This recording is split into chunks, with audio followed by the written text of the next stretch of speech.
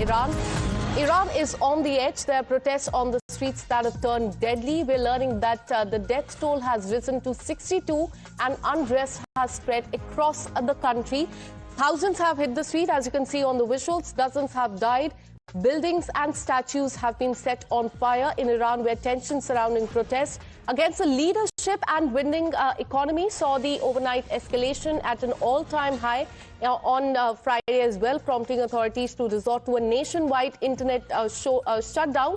And we're learning that right now the death toll has risen to 62. The entire country is on the edge. Rishabh, do tell us about the situation on the ground. There is a security crackdown, but unfortunately, we're learning that the death toll has risen to 62.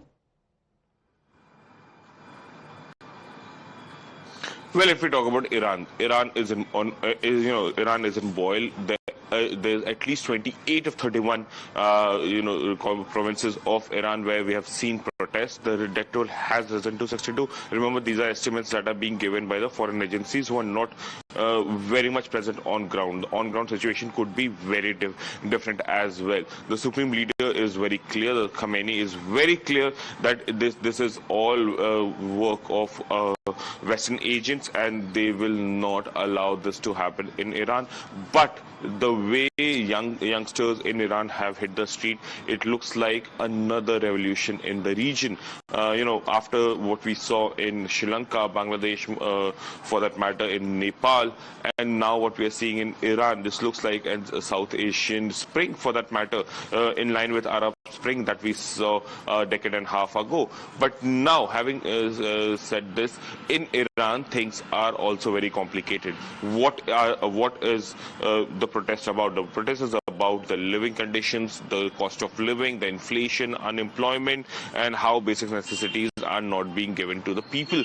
And that is the major cause of the whole protest. But here, the entry of Reza Pahlavi, the son of the last Shah of Iran, has made it more political, more international. Reza Pahlavi yesterday has already written to Donald Trump saying that be prepared to intervene. Situation on ground is not good. So Reza Pahlavi sees this as a return of monarchy, the Shah of Iran, to Tehran. That is something that remains to be seen if that happens.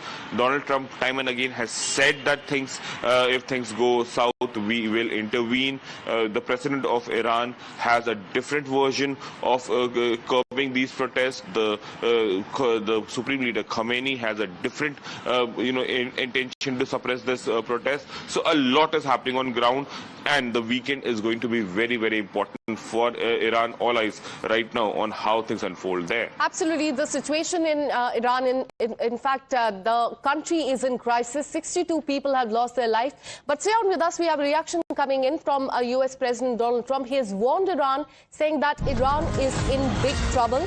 US President Donald Trump has said that Iran, which is facing a major protest in the country, was in big trouble, and again warned that he could order military strikes. He has said, and I quote, Iran is in big trouble. It looks to me that people are taking over certain cities that nobody thought were really possible just a week ago.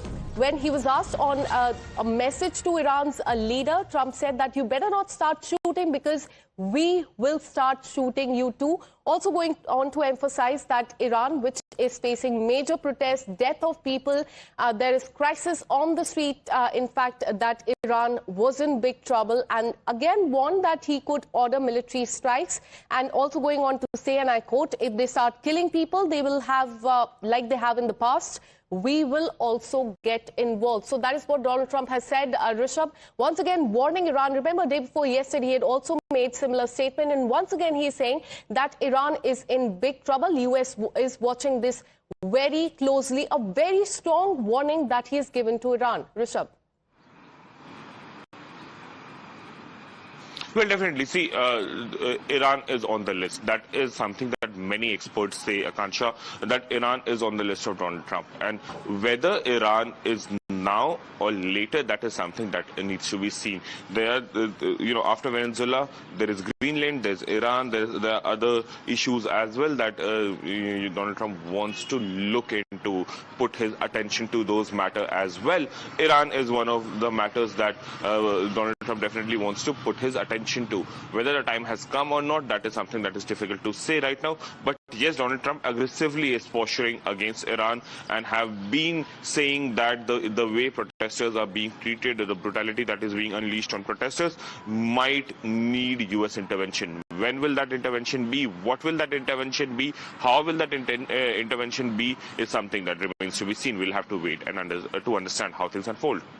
Absolutely, and that's a statement that has been given by U.S. President Donald Trump. He has once again given a warning to Iran, saying that they are in fact in a big trouble, and if they start killing people, and this is what Donald Trump has said, like they have in the past, we will get involved. That doesn't mean boots on the ground, but it means hitting them very, very hard where it hurts. Is a big warning that Donald Trump has given, saying that Iran, which is facing major protests, is in big trouble, and warning that he could order military strikes. Iran is in big trouble. It looks to me that people are taking over certain cities that nobody thought were really possible just a week ago.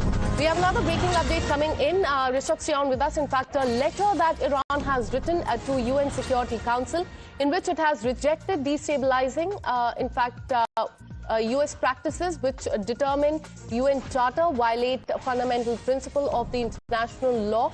And they've written to UN Security Council and have rejected U.S. action, calling the action a destabilizing move, saying that UN Charter undermined alleges violation of the international law. And this letter has been sent to the UN Security Council. Iran hits back at the Washington diplomatic row that has now escalated. Rishabh, take us through this letter that Iran has written to UN Security Council.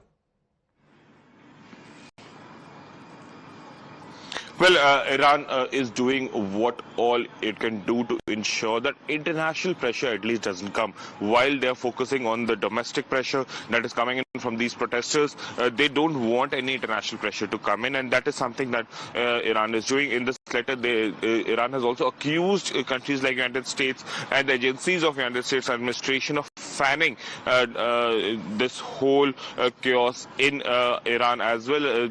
Khamenei has gone on to say that this is all Western agents who are trying to destabilize his regime in Tehran, and that is something that is part of this letter.